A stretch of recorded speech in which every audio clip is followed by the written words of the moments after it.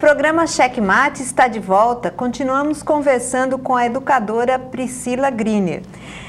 Priscila, sobre os fundamentos da psicanálise, eles fazem parte da estrutura escolar. Você poderia nos contar como funciona? Sim, houve esse percurso, né, bem no início da minha entrada na casa-escola, onde percebemos que havia essa contribuição, essa associação entre aprendizagem, sexualidade, dificuldade de aprendizagem e relação pai, mãe, filho, essa relação triangular. E isso tem nos dado um suporte, né, para poder estender as nossas ações em relação às famílias, em relação às crianças. E tem facilitado muito o nosso trabalho, né?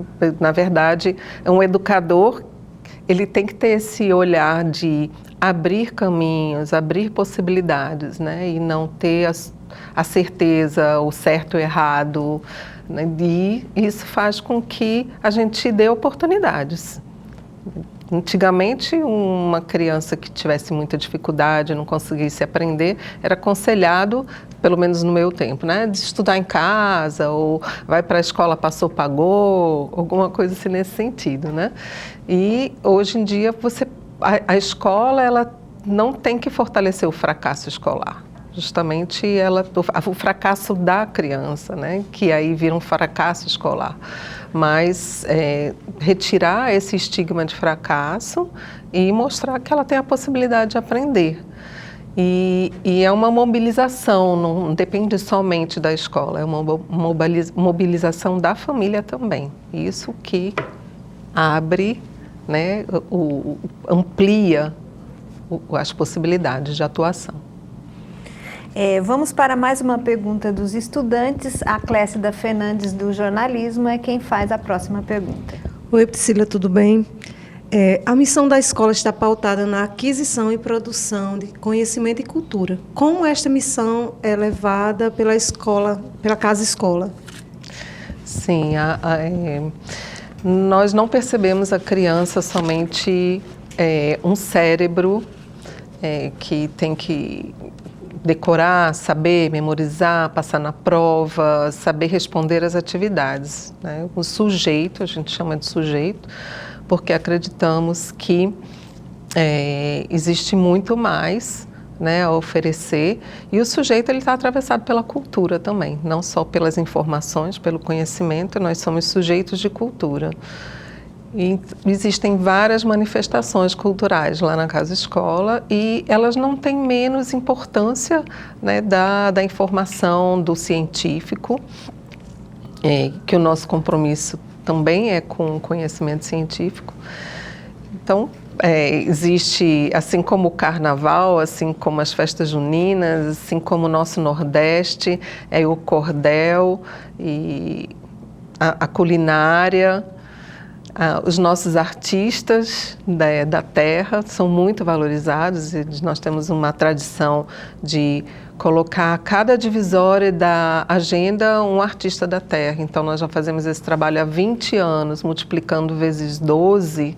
São muitos artistas que passaram pelas nossas agendas, que os alunos vão fazer a releitura, vão aos ateliês, vão visitar as casas e eles se tornam, inclusive, muito parceiros, porque não é uma vez só. Se gostamos do artista, nós retornamos à casa dele, até no interior, até em Caicó, Currais Novos, a gente continua, se sai o passeio da turma que vai, geralmente quarto ano vai para Acari, Currais Novos, sempre vai visitar os artistas de lá que nós temos vínculo e isso é muito bom. Vamos para mais uma pergunta com a Aline Santos, do curso de radialismo. Então, Priscila, você falou sobre outros conhecimentos e recentemente os alunos da Casa Escola ficaram em segundo lugar em robótica, né, aqui no estado. E aí o que eu gostaria de saber é como essas inovações tecnológicas funcionam na instituição. Uhum. Bom, nós iniciamos com a computação, né, isso em 95, né, nós abrimos o primeiro laboratório de informática e ficamos muito tempo na informática, até nós nos sentirmos estagnados, né, em relação a essa informática, o que poderia oferecer, que a gente teria que dar um passo maior. Então, fizemos uma parceria com a Robociências, porque precisávamos de especialistas no assunto, né? O pedagogo, ele é multidisciplinar, geralmente, mas também tem suas limitações. E tivemos essa felicidade, essa parceria, deu muito certo. E rapidamente, assim, os nossos alunos tiveram a oportunidade de expor, né, o potencial que eles têm. E chegamos a esse segundo lugar, quase batendo no primeiro, se não fosse... São crianças, né? Eles começaram a comemorar um pouco antes esse primeiro lugar, que estava ali quase chegando na reta, mas esqueceram de carregar o robô. Então, isso faz parte do crescimento e do aprendizado também, né? E como nós falamos desde o início, né, sobre esse olhar do educador, eu chamei o professor técnico ali na hora e disse assim, está subindo na cabeça deles esse primeiro lugar e eles não vão sustentar. E realmente aconteceu. Mas não que eu sou pitonisa e tenho essa possibilidade de prever, né, mas a gente, né, vai tendo essa experiência, essa bagagem. E o mais importante foi que eles aprenderam muito e estão indo para a próxima, para a competição nacional, que vai ser em João Pessoa, em novembro. E as famílias estão apoiando. E assim, isso não se basta nessa competição. A competição é uma oportunidade, né? Na verdade, nós estamos aí com essas tecnologias desde as crianças com 4 anos de idade e é muito bacana ver os conceitos de mecânica, de física e eles fazendo carrinhos, se mexendo com elástico, com Lego, programando o sinal vermelho, o sinal amarelo, você não vê que já com 4, 5 anos de idade, muito bom. Priscila, para você que tem uma maior compreensão da educação, para você que já lecionou fora do Brasil, né, e também sabe que a educação aqui no Brasil é uma questão um quanto precária, né, o que você acredita que pode transformar a situação da educação brasileira? Uhum. Eu acredito no que já é falado também, né, não é nenhuma novidade, que seria a real intenção, né? O que a gente percebe é que não há verdadeira intenção, que infelizmente, né, se tem muitos programas, muitas leis bonitas, eu assim acho os parâmetros curriculares tem muita crítica em cima, lógico, tudo tem crítica, né? Mas eu assim me encantei, eu disse, ai, que bom, né? É um parâmetro. Não quer dizer que é uma Bíblia, é um parâmetro, né? E agora o BNCC traz também novidades, principalmente assim, eu achei que na área da linguagem está muito bem redigido, nossa, bem profundo, eu acho que com muitos detalhes, né, em relação às novas visões, em relação ao ensino da língua, né? Um professor que vai fazer bom uso do BNCC tem ali subsídios para desenvolver muitas práticas bacanas e agora tem que chegar ao ato, né? Falta chegar ao ato e para isso a gente precisa de muita colaboração mesmo, parceria, austeridade, compreender que se não houver essa garra, essa gana, a gente não vai sair do lugar. Seria como uma roldana faltando um dente, né? Agora vamos para mais uma pergunta dos estudantes. É a vez da Diane Ceribelli, do curso de jornalismo. Olá, Priscila, tudo bem? Enfim, como sabemos, a senhora morou fora do Brasil e gostaríamos de saber como foi essa experiência, quais foram as suas maiores dificuldades e se, nesse período, alguma passagem lhe marcou. Uhum. Tá, assim, só para assim, informar, assim, o lugar que eu mais vivi na minha vida foi aqui no Nordeste, né? Apesar de ser carioca até os 18 anos, vivi 14 anos em Israel, mas estou há 30 anos aqui, né? Então, da gente saber que as experiências todas são válidas.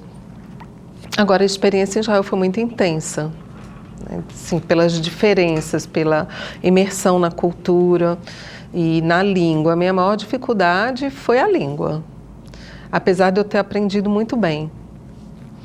Mas escrever da direita para a esquerda e ler da direita para a esquerda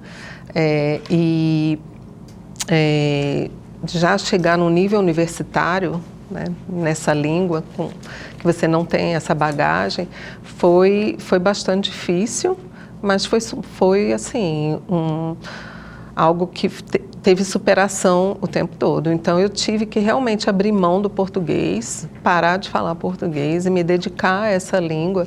E percebi que quando eu voltei é como se eu tivesse uma lacuna no português, né? Tinha algumas palavras assim que se eu tivesse uma imaturidade linguística, né? Tem um vão, né, de tempo que você não viveu essa língua. Então, mas isso também foi superado, né? E assim, ficar longe da família também foi um grande desafio. E antigamente o longe era longe, porque eu falava com minha mãe assim 2 vezes ao ano no telefone público, marcava hora para falar. Essas coisas que hoje em dia nem se pensar, né? Com WhatsApp, em eras de WhatsApp, isso nem pensar. E também me adaptar a uma cultura bastante diferente, mas que eu tinha uma admiração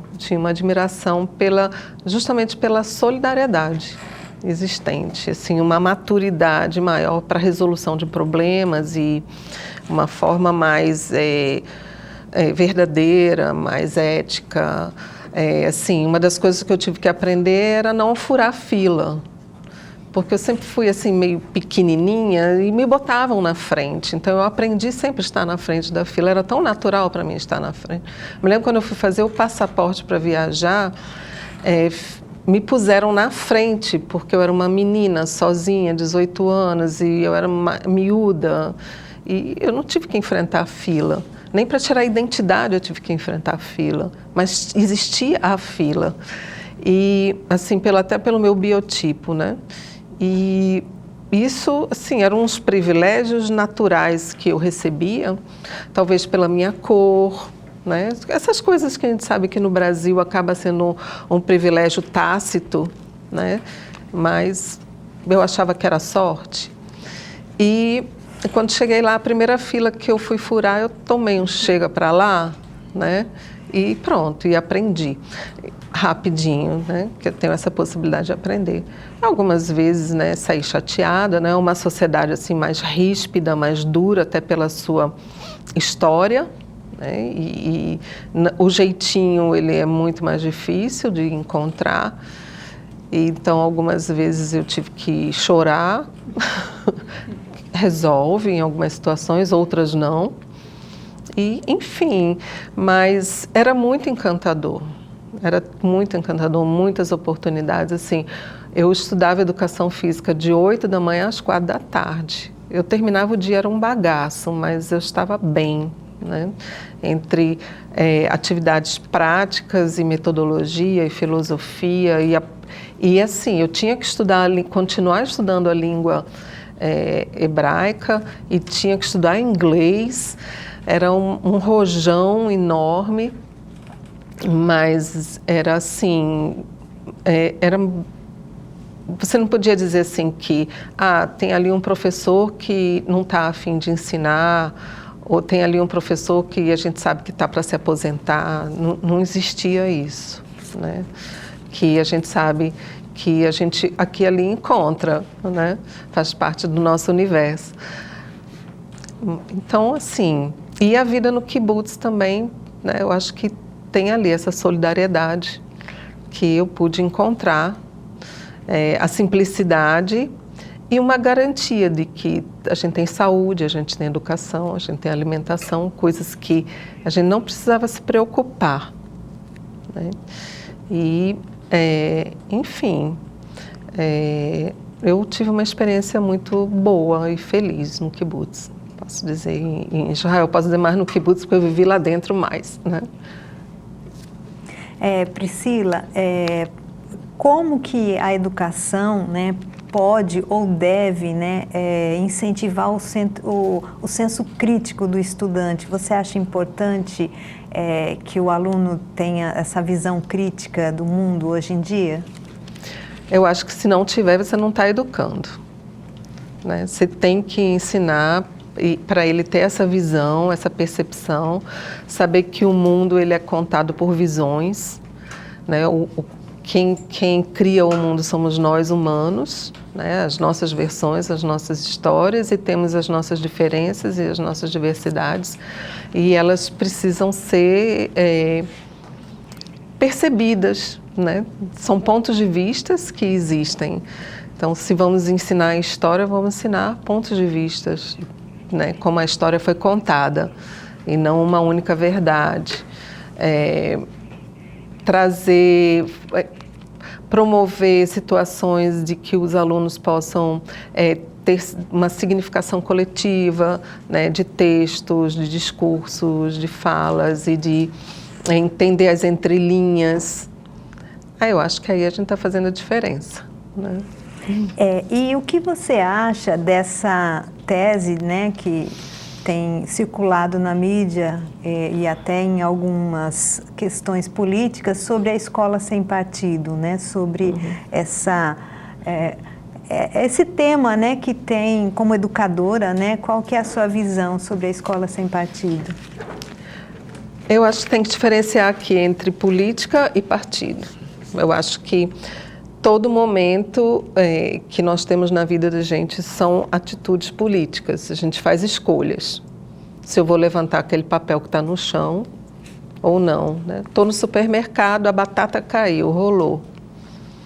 Ninguém levanta, as pessoas passam, chuta, ela entra por debaixo de outra estante, né? Alguém pode cair, né? E alguém talvez vai ter a atitude de levantar, que ela foi uma escolha. E aqueles que não levantaram também foi uma escolha, né? E então eu acho que isso é ser político, né? Quanto mais aprimorado você tiver, quanto mais conhecimento sobre a sociedade em que se vive, que se cria, né, nós vamos ter a possibilidade de ser mais politizados.